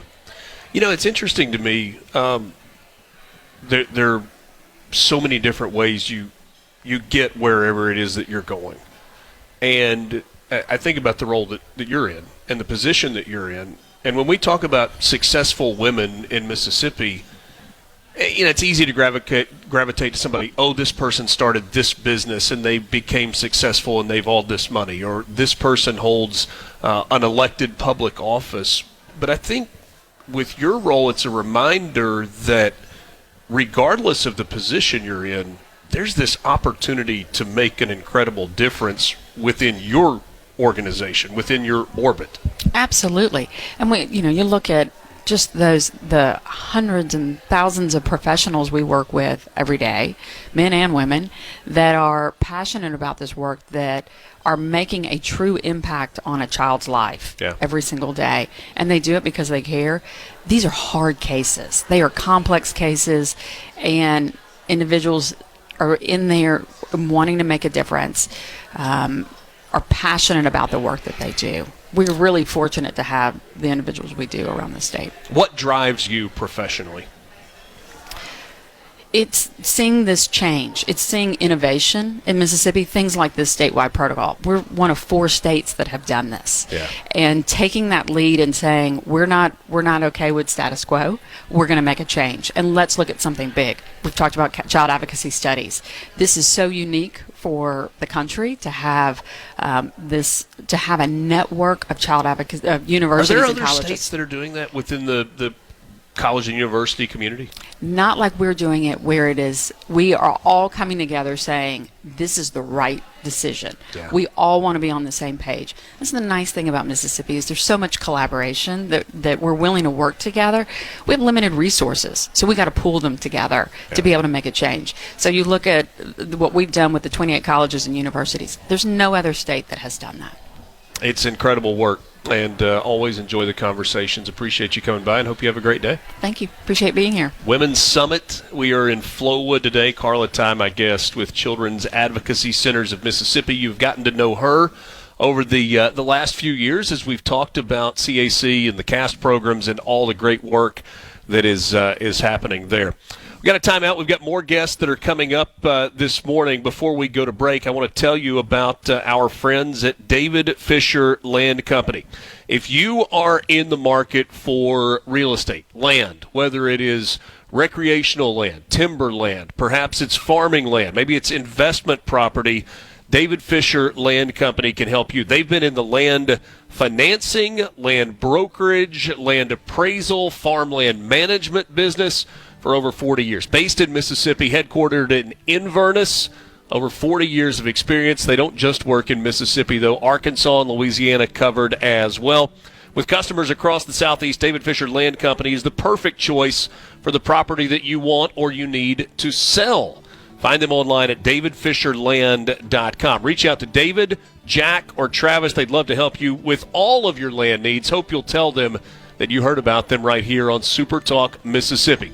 David Fisher Land Company, the website, davidfisherland.com, davidfisherland.com. By the way, a couple of hunting tracks for sale, reasonably priced on their website, davidfisherland.com. We'll continue with you after this. Mornings with Richard Cross, SuperTalk Mississippi. From the Venable Glass Trap. Mornings with Richard Cross. The monitor switch lets you hear Breaking news. SuperTalk Mississippi.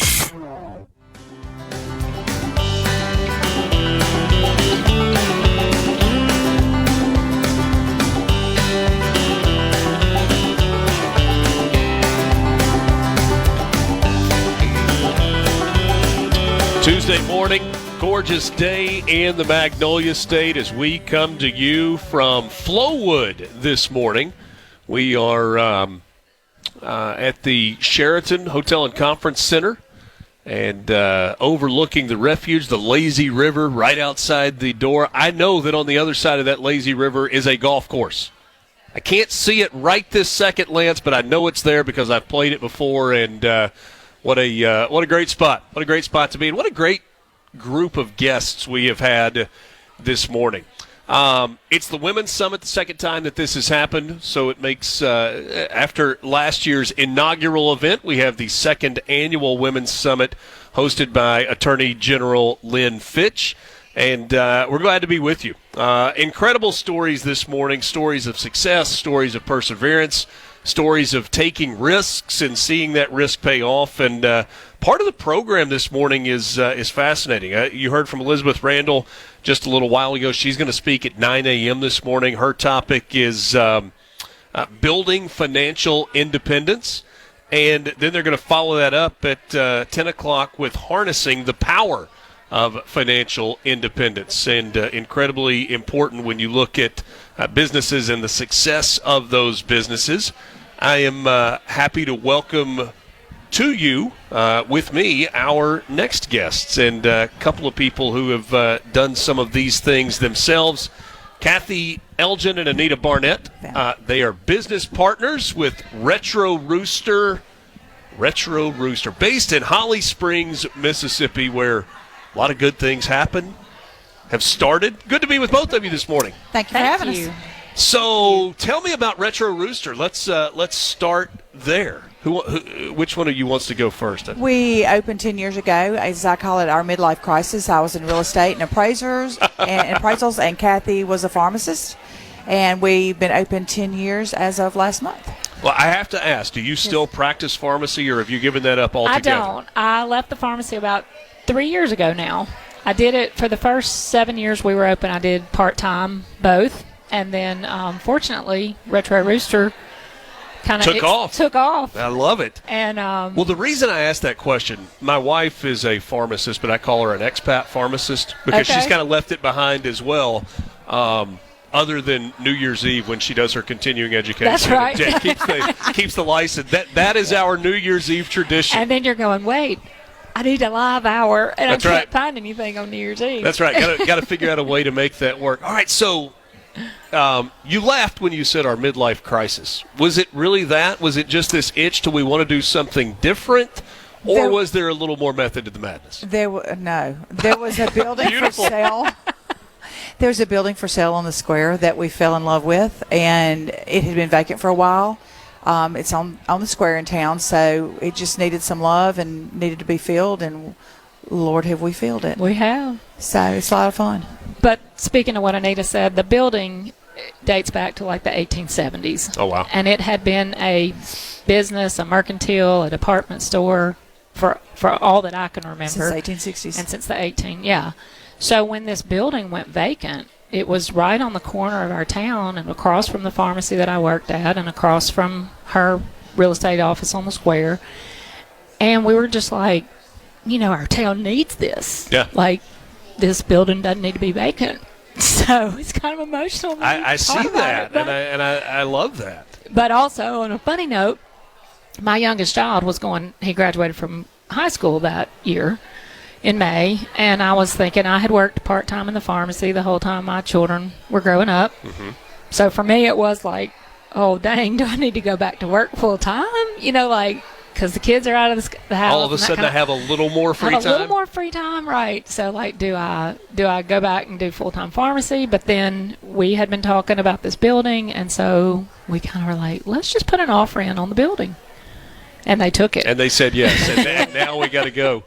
Yeah. So, well, first of all, I love hearing that because Holly Springs is a place with so much history, so many beautiful homes. The square in Holly Springs is kind of the quintessential southern town square with the courthouse in the middle and streets run around, and you got businesses all the way around it. But it needs that vibrancy of successful business. It does. And still hoping to get some more in. We're growing, and we have had some changes and things are good, so we're looking to see some new growth in the future. But we've really become a staple to our little town, and we have loved it and enjoyed being there. All right, so if this goes from, as you termed it, I'm not terming it this, midlife crisis to we just bought a building to, okay, what are we going to do now? Where did the vision for Retro Rooster kind of crystallize of, okay, this is what we're going to do and this is how we're going to do it? We started wanting to do vintage antiques, and from there we've morphed into everything but the kitchen sink, kind of. Kathy can tell you better. Well, like she said, the name, Retro Rooster, we were both drawn to old things and vintage things and antiques. And 10 years ago, the repurposing old furniture was seeing hot, a real moment. So we were like, let's just buy some old furniture and paint it and upcycle stuff. It'll be so fun. It'll be so fun. And it has been. But we were a little naive in that thought that, we've learned a lot as business people, which, we didn't either. Well, I didn't come from a business background, but we've learned to me, the key to any business and really anything in life is being able to pivot and adapt and change to whatever we think people want to buy. If they ask for it, we can be a bit impulsive or, sure. We try to put some thought into it, but at the same time, a lot of business is taking risk and just being willing to, like she said, we started with the furniture, the antiques, the vintage, the retro stuff. We've probably shifted more to a lot of gifts. We've gotten into women's clothing, accessories, men's clothing. So I was looking on your website, and there's a lot of variety there. So what's the procurement process for you? Is it as simple as you guys go to market? Do you travel all over looking for unique, can't find anywhere else collectibles? How does this work? And you laughed when I asked that question. I feel like maybe there's a story there. No, I think we do go to market a good bit. We go to market several times a year and have a lot of fun with it. And we buy basically what we like, and that seems to work for us for the most part. Every now and then it doesn't, but we buy a lot of what we like. We used to travel more to try to find the antiques and the vintage. We don't do that as much anymore, but we have a trip that we're discussing. I'm trying to talk her into that we're discussing. So hopefully we'll get back on that wagon as well and have some older things. Is that like on the Amalfi Coast or something like that? Oh, that's on the books. You're pretty close. Put you in the right area. You can always dream. At least. But we do go to market typically Atlanta, sometimes Dallas. Yeah. Find things from local Mississippi makers. We love doing that. We love filling our shop with anything we can find locally made or locally sourced. Yeah. But yeah, we do like to go find. Anita has a real eye for the unique, the hard to find, the eclectic, and I think that's sort of been our trademark to kind of keep it a little edgy. Sure. That way. Well, and our tastes are completely different. She's the more traditional one, and so we work well together and we bounce off each other, and it works very nicely. So she occasionally has to tell you, no, that's too much, and you occasionally have to tell her, come on, loosen up. Frequently. We had this little saying, especially in the early years, like her vibe was, you can't sell from an empty wagon. And I'm like, but we need to sell what's in our wagon before we fill up the wagon again, So we have a good balance. What about this event? Did you come last year to the Kathy did. I couldn't make it. Kathy was here last year. We did. The event was in Oxford last year, and it was, as we've told several people, we don't typically vend. We have a storefront. We have a brick and mortar. We really haven't. I know a lot of people have a lot of success taking things on the road and having pop-up shops. So it was a very new experience for us then. And as you've seen on our Facebook page, our inventory is very varied. So it was really hard to decide what to bring when you want to show a little slice of everything you have. But the event just blew me away. I mean, I was just floored. I didn't know what to expect. Just all the people that came by. The Attorney General and her team, like how they put together such a great event, hearing all the speakers. It really was great. Yeah. And as a business, it was great too. It was good exposure. but also just the coming together of so many women and hearing like different walks of life, how everybody is, making a difference. And it's interesting to me to hear these stories. We got less than a minute left. There are some people, it's like, I am woman in business, hear me roar. And there are others that are just like, hey, this is my idea, we're going to do it. Has it struck the two of you that, like, hey, we are doing this as women in business? Or is it you're doing what you love and it's a reminder that, hey, gender boundaries, forget about all that stuff? Doing what we love. Yeah, I would say absolutely. Doing what we love, gender boundaries makes no difference. No. Shouldn't either way. Yeah. And hopefully we're to a place where that is more the case than it has ever been before. Appreciate both of you stopping by. Kathy Elgin, Anita Barnett. Continued success to both of you. Thank you so much. We're back after this.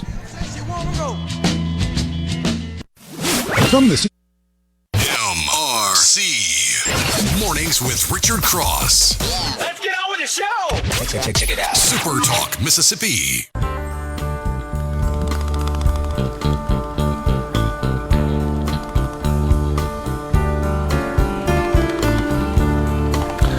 Welcome again, Mornings with Richard Cross, Super Talk, Mississippi. Glad to be with you, broadcasting from the Women's Summit, hosted by Attorney General Lynn Fitch. We are at the Sheraton Hotel and Conference Center in Flowood, which is not too terribly far from the home of my next guest, Mary Ryan Brown, a Hattiesburg native who is a comedian. How old were you when you realized you were funny?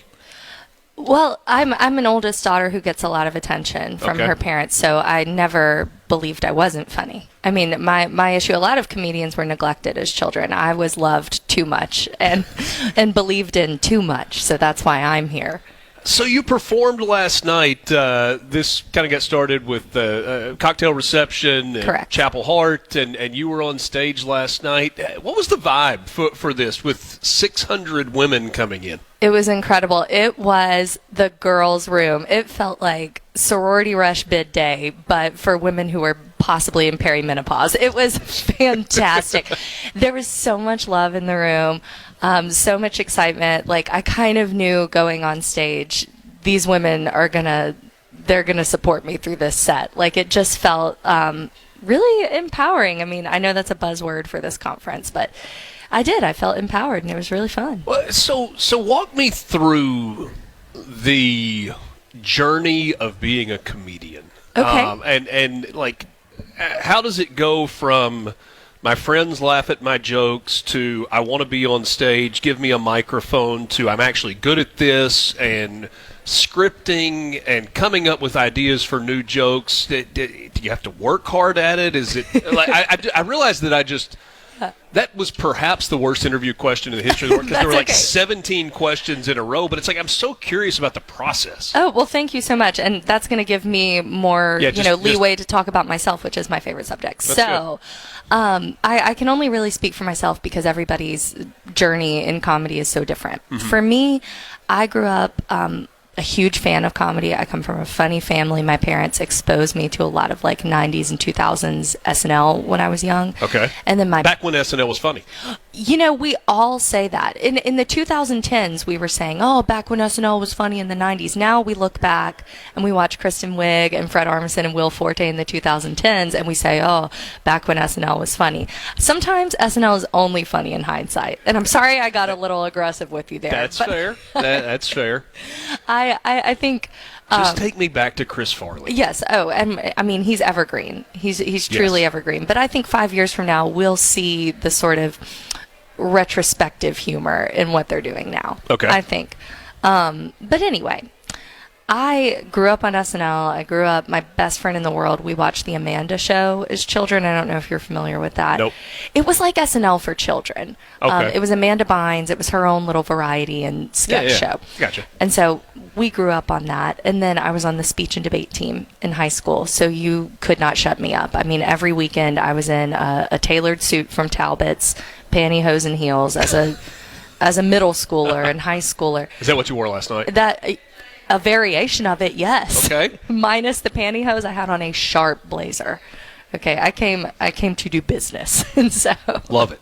Love it. I did. I gave speeches all across the country. I did debate. I argued for fun. I mean, that was my passion for so long. And then in my career, I have a degree in creative writing. And where'd you go to school? Southern Miss. Okay. For my undergrad and my master's. Gotcha. And I taught freshman composition at Southern Miss. I've taught high school English, and then I was the head writer of a marketing agency. So writing, speaking, reading, connecting with people, that's always kind of been in my wheelhouse. I started doing comedy after my daughter was born. I had postpartum depression. So I was up late at night. I was very sad. My daughter had colic, so she was crying. I was crying. And I would watch comedy specials to kind of get through that. But as a writer, I'm interested in the mechanics of it and how it's built. So I would watch these specials. It would be 3 o'clock in the morning. I would pause it every 10 seconds, and I would write down everything the comedian was saying. And just to see how it felt to write a good joke.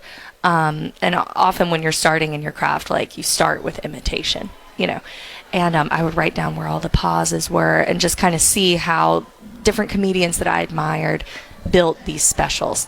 And then I ended up writing my own little 4-minute set and going to an open mic in Hattiesburg, Mississippi.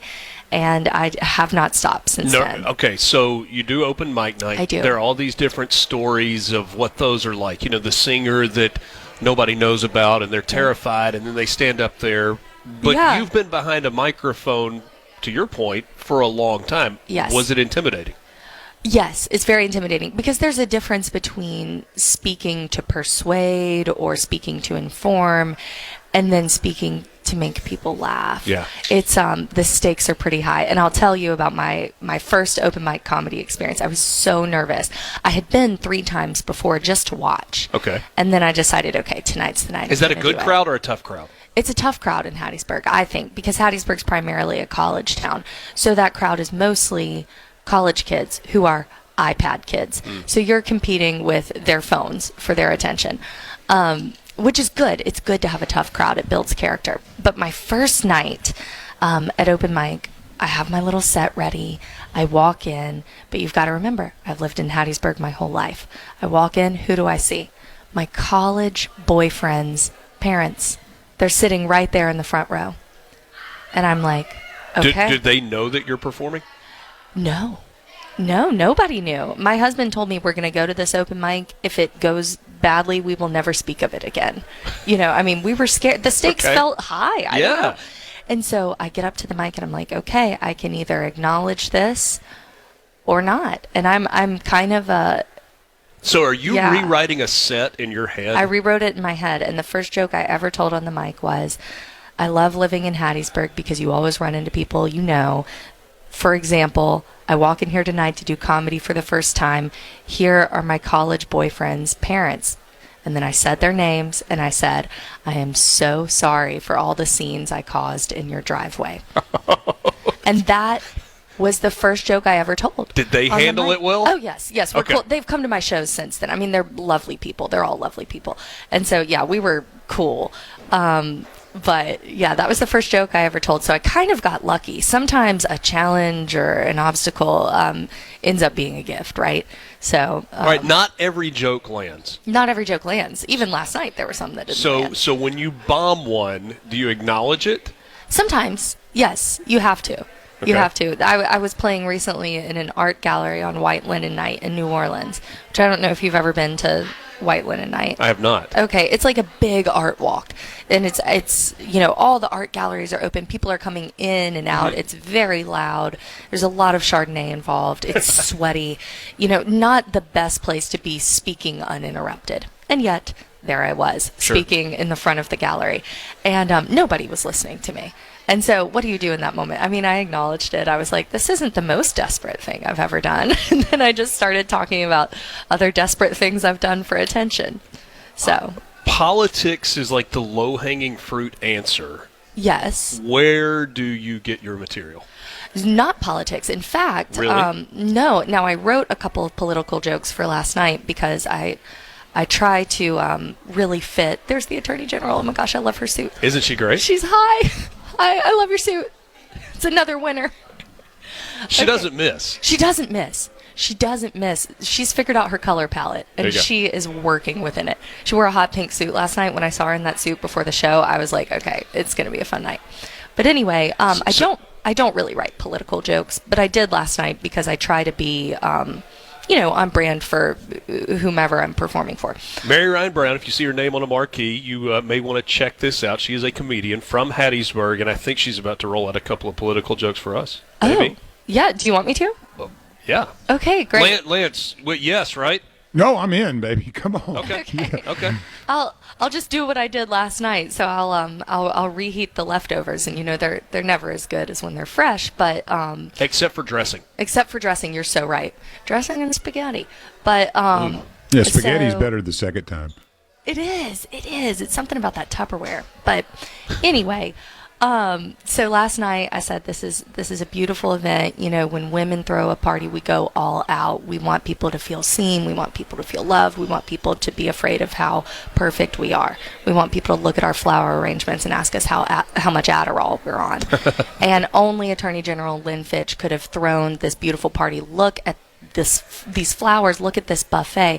Would State Auditor Shad White have given you these beautiful flowers and a buffet where he encouraged you to get seconds? No. He would have fed you peanut butter crackers and then shamed you for wasting taxpayer dollars. And that one was fun. That was a big reaction there. It was a fun joke to tell. I don't know if the state auditor's listening right now. He does sometimes. Okay. Well, hi, Shad. Be blessed. That's fantastic. No, if you get into politics, you know that you're opening yourself up for jokes. Yes, exactly. And it's all and if you don't have fun. a sense of humor, it's disaster anyway. Yes, exactly. And I think that's the power of laughter, is it brings us all together. So yes, I'm a hero.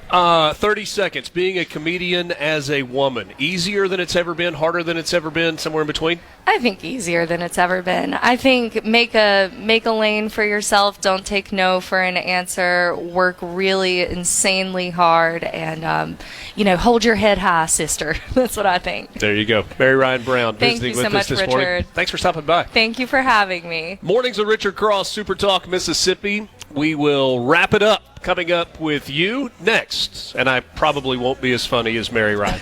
Back right after this. Wheel to the storm and fly. From the Venable Glass Trap. This is Mornings with Richard Cross. Let's do it. Super Talk, Mississippi.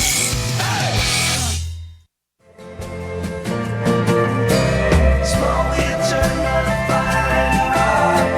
Big wheel turn on a grace of God. Every time that wheel turn round, bound to color just a little more ground. Pleasure being with you on this Tuesday morning from the Women's Summit. A great day, hosted by Attorney General Lynn Fitch. Appreciate the time. Hey, I'll just say, a moment ago from Mary Ryan Brown. Yeah, and our entire.